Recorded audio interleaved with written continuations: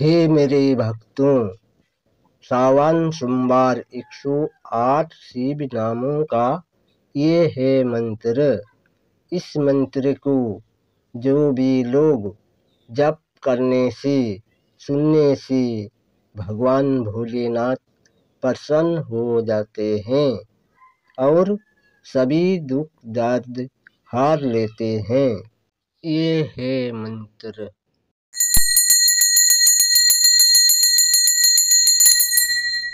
ओम विश्वनाथे नमः।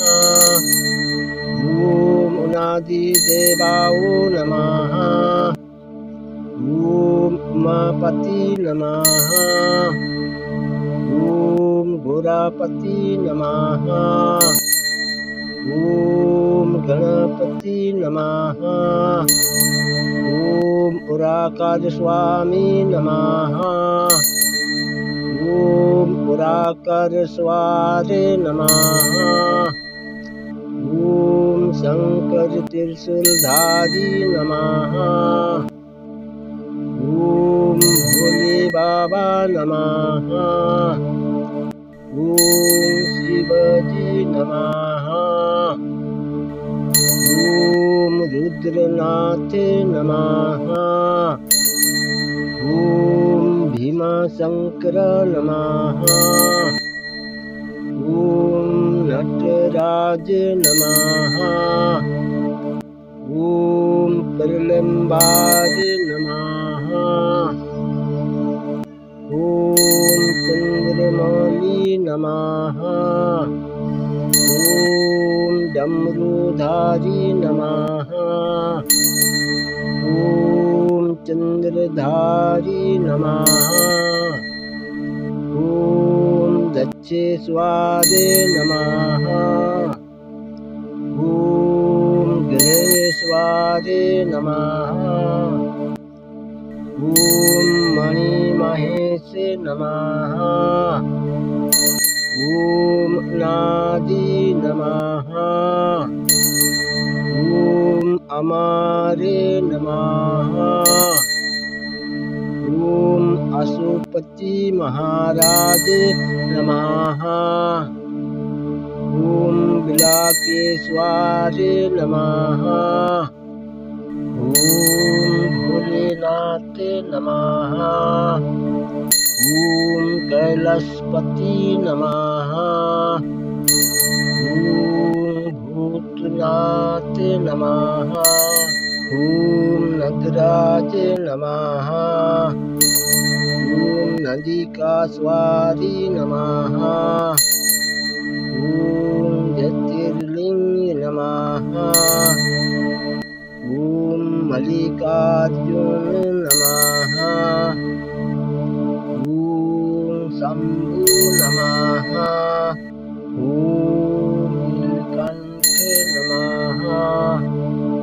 ओम महाकालेश्वर नमः।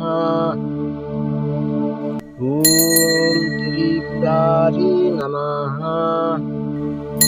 ओम त्रिलोकनाथ नमः। ओम त्रिनेत्रधारी नमः। ओम बर्फानी बाबा नमः। ओम कालेश्वर नमः। ओम अमरनाथ नमः। ओम केदारनाथ नमः। ओम मंगलेश्वर नमः। ओम अर्धनारीश्वर नमः। ओम नागार्जुन नमः। ओम जटाधारी नमः। ओम नीलेश्वर नमः। ओम जगत्पिता नमः। ओम निरंजन नमः। ओम नागधारी नमः। ओम रामेश्वर नमः। ओम कलशकमाला नमः। ॐ दीनानाथे नमः। ॐ सोमनाथे नमः। ॐ जोगी नमः। ॐ भंडारी बाबा नमः। ॐ गौरी शंकर नमः। ॐ शिव कथा नमः। ॐ महेश्वराय नमः। ॐ महेश नमः। ॐ महेश नमः। ॐ शंकरधारी नमः। ॐ महेश्वरी नमः। ॐ भूतमालाधारी नमः। ॐ जगपालनकर्ता नमः। ॐ पशुपति नमः। ॐ संगमेश्वरे नमः। ॐ अचलेश्वरे नमः। ॐ पुलोकानाथे नमः। ॐ आदिनाथे नमः। ॐ देवादेवेश्वरे नमः। ॐ प्रणनाथे नमः। ॐ शिवं नमः। ॐ महादानी नमः। ॐ शिवदानी नमः। ॐ अम्बिकाकर नमः। ॐ पतालेश्वरे नमः।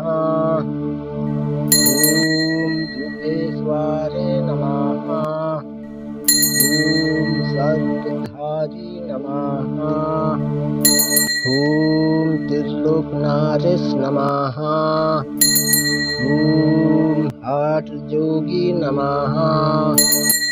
ॐ विश्वालेश्वरे नमः। ॐ नगाधिराज नमः। ॐ सर्पेश्वरे नमः। ॐ उमाकान्ते नमः।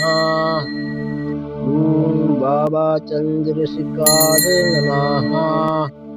ॐ त्रिकलदर्शी नमः। ॐ महादेव नमः। ॐ गणशंकर नमः। ॐ मुक्तीश्वरे नमः। ॐ नटेश्वर नमः। ॐ गिरिजापति नमः। ॐ भद्रेश्वरे नमः। ॐ त्रिपुराशंकर नमः। ॐ गिरिजेश्वरे नमः। ॐ किरातेश्वरे नमः। ॐ जगेश्वरे नमः। ॐ अम्बे भूतपति नमः। ॐ जितनाथे नमः। ॐ बृहस्पति नमः। ॐ बैजूनाथे नमः। ॐ नागेश्वरे नमः।